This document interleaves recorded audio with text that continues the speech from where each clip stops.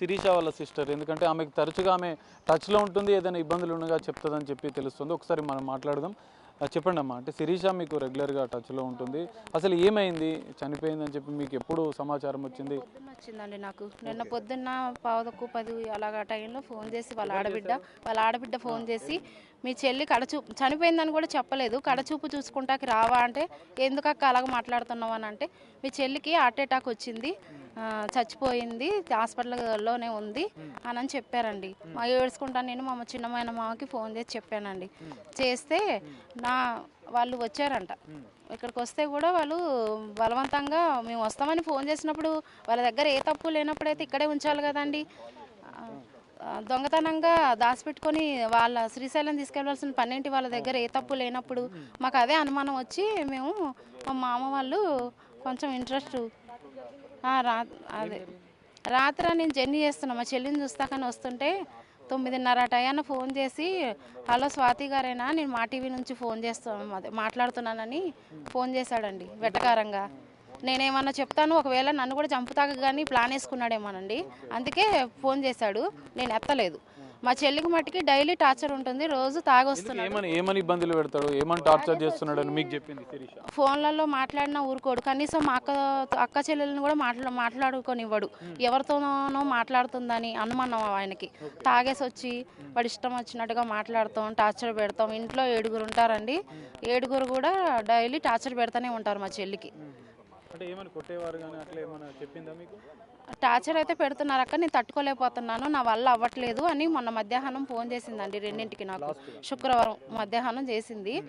నిన్న పొద్దున్న చనిపోయిందని ఫోన్ చేశారు. శుక్రవారం మధ్యాహ్నం మీకు ఫోన్ చేసినప్పుడు శిరీష మీకు ఏం చెప్పింది చివరిగా? అక్క నాకు టార్చర్ ఎక్కువైపోతుంది, నేను ఉండలేకపోతున్నాను, నా వల్ల అవ్వట్లేదు, నీతో సరిగ్గా మాట్లాడటం కూడా కుదరట్లేదు అక్క, ఏది కూడా నీతో చెప్పుకుంటాక నాకు కుదరట్లేదు అందండి. అంతే. మాకు ఇక లాస్ట్ సారి నిన్న పొద్దున్న చనిపోయిందని ఫోన్ చేశారు. జనరల్గా 9 ఇయర్స్ అయింది వాళ్ళ మ్యారేజ్ అయ్యి. ఈ మధ్యకాలంలో ఈ 9 ఇయర్స్లో మీకేమైనా షేర్ చేసిందా? ఎందుకంటే తను వినయ్ మీ దగ్గరికి వచ్చేవాడు కాదు, కానీ శిరీష్ అనే అప్పుడప్పుడు వస్తుండే మీ దగ్గరికి. ఏదైనా వచ్చినప్పుడు మీకేమైనా షేర్ చేసిందా, ఇట్లా ఇబ్బందులు పెడుతున్నాడని? ఇంకేదైనా వచ్చిందండి, బాగా టార్చర్ ఎక్కువైపోతుంది అక్క, నేను ఉండలేకపోతున్నా, నీ దగ్గరకు వస్తానని చెప్పింది. నేను వాళ్ళ అత్త మామకి ఫోన్ చేసి మా చెల్లి వచ్చేస్తానంటుంది నా దగ్గరికి, నేను చదువుకుంటాను, నా దగ్గరకు పంపించేయండి, టికెట్ బుక్ చేయమని. నేనంటే ఎక్కడికి వెళ్తామని అంటే మా అక్క దగ్గరికి వెళ్తానంటే మీ ఇద్దరు అక్కలు అంతు కూడా చూస్తానన్నాడంటండి ఆయన. ఆ మాట కూడా చెప్పి బాధపడిందండి నాతో. తనని బలవంతంగా వాడే కొట్టి చంపాడండి. ఇప్పుడు రోజు తాగుతాడు వాడు, నాకు తెలుసు. నేను ఎందుకంటే ఉన్న 4 రోజులు వెళ్ళింది ఎప్పుడో ఒక సంవత్సరానికి ఒకసారి కూడా వెళ్ళాను. ఆ 2 సంవత్సరాలకు ఒకసారి వెళ్ళినప్పుడు కూడా నేను డైలీ తాగొస్తాం, ఆయనకి ఇష్టం వచ్చినట్టుగా మాట్లాడతాం, టార్చర్ బాగానే చూపించేవాడు. నేను చూశాను కూడా అట్లనే జరుగుతుండేనా? వాడు ఇష్టం వచ్చినట్టుగా మాట్లాడతాం, ఏమన్నా అడిగేవాళ్ళు లేరు, చంపినా కానీ చేసేవాళ్ళు ఎవరు అంటే పెళ్ళప్పుడు చేశారు కదండి, చంపినా కానీ ఎవరు రారు, దాన్ని మనం ఇక దొంగతనంగా ఏదో రకంగా పూడ్చిపెట్టేస్తే అయిపోతుంది, ఇక వెనక వచ్చి అడిగేవాళ్ళు కూడా లేరనుకొని వాళ్ళు అలా చేశారండి. మా చెల్లిని చంపింది వాడే. ఇప్పుడు ఇదంతా జరిగిన తర్వాత మీరు కలిసినప్పుడు కూడా ఆయన అడిగారా ఏం జరిగిందని?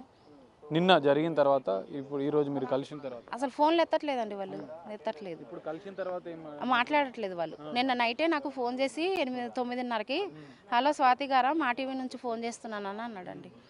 ఏం చెప్తారో అని తెలుసుకోండి, లేకపోతే నేను ఏదన్నా వాడికి మా మామలు వచ్చారు కదా ఏదన్నా చేస్తారేమోనని భయం వేసి ఉంటుంది. నేను ఏదన్నా ఆయన గురించి ఏదన్నా తప్పుగా చెప్తానేమోనని నన్ను కూడా చంపేద్దామని కానీ ప్లాన్ వేసుకున్నట్టున్నాడండి. నేను ఫోన్ ఎత్తితే మరి చెప్పుదునేమో, నేను ఫోన్ ఎత్తలేదు, అలాగా వెట్టకారంగా మాట్లాడుతున్నాడని నిన్ను కట్టేసా ఫోను. అంబులెన్స్లో మీరు బాడీని చూసినట్టు మీ కుటుంబ సభ్యులు అందరూ చూసారా? అసలు ఎట్లా ఉండే? కొన్ని గాయాలు ఉన్నట్లు కూడా కొన్ని తెలుస్తాయండి. మెడ కింద ఈ కొట్టినట్లు ఇవన్నీ వాసిపోయినాయి, చేతుల మీద అవన్నీ కొట్టే చంపేశారండి బలవంతంగా. ఈ మెడ మీద అంతా వాసిపోయి ఉన్నాయండి, ఇక్కడ గాయాలు ఇవన్నీ గాయాలు అయి ఉన్నాయి. ఇప్పుడు ఎట్లా మరి ఏం చెప్తారు మీరు? శిరీష చనిపోయింది, భర్తే కారణం అంటున్నారు, ఎట్లా ఏం డిమాండ్ చేస్తారు? శిక్ష పడాలండి ఆయనకి. మా చెల్లిని మాకు దూరం చేసినందుకు వాడు బతుకున్నంతకాలం జైల్లో ఉండాలి. వాడు అందులోనే సావాలి, పురుగులు పడిపోయి. మాకు తల్లిదండ్రులు లేదు, మేము ఎలా బతికామో మాకు తెలుసు. మాకు చెల్లిని దూరం చేసినందుకు వాడికి ఒక్క సావు చేస్తాడండి.